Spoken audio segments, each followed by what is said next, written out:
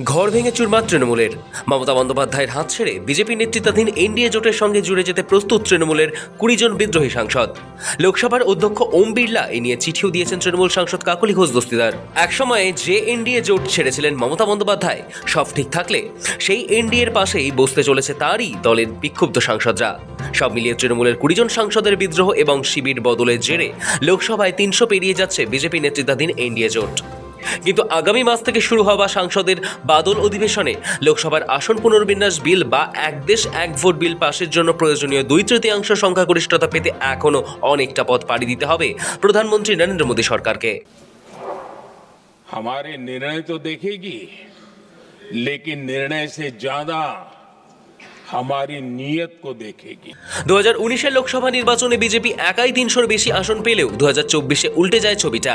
শরিকদের নিয়েও 300 পার করতে পারেনি বিজেপি। এক্ষেত্রে নীতিশ কুমার এবং চন্দ্রবাবু নাইডুর উপরে অনেকটাই ভরসা করে থাকতে হচ্ছে মোদী শাহকে।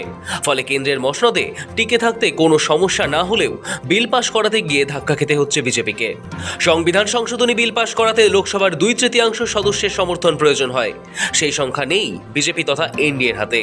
তবে তৃণমূলের 20 জন সাংসদের সমর্থন পেলে এনডিএ সেই সংখ্যাটি কিছুটা এগিয়ে নিয়ে যেতে পারবে বলেই মনে করছে এনডিএ শিবির। 24-এর হিসেব ধরে 26-এর নয়া সমীকরণ। গত লোকসভা নির্বাচনে এককভাবে বিজেপি পায় 240টি আসন।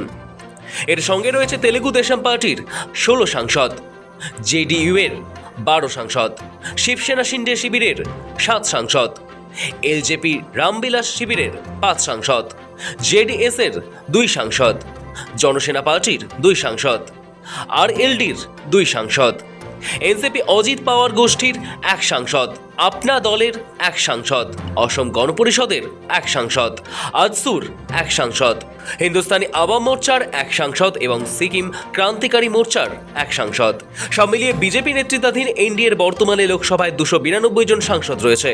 তৃণমূলের 20 জন বিদ্রোহী সাংসদ যোগ দেওয়ায় তা পৌঁছে যাচ্ছে 312-এ। কিন্তু আসন বাড়িয়ে মহিলা সংরক্ষণ চালু বা এক দেশ এক ভোটের মতো সংবিধান সংশোধন বিল পাশের জন্য 2/3 সংখ্যাগরিষ্ঠতা প্রয়োজন। 543 সদস্যের লোকসভায় এই সংখ্যা সাধারণত 362-র ঘরে দাঁড়ায়। বর্তমানে বসিরহাট সহ 3টি আসন খালি থাকায় তা দাঁড়িয়েছে 361-তে। এই পরিস্থিতিতে সদ্য ইন্ডিয়া জোট থেকে বেরিয়ে যাওয়া ডিএমকে এর 22 সাংসদকে পাশে পেলে 334-এ দাঁড়াবে এনডিএ। কিন্তু তাতেও লক্ষ্য পূরণ হচ্ছে না।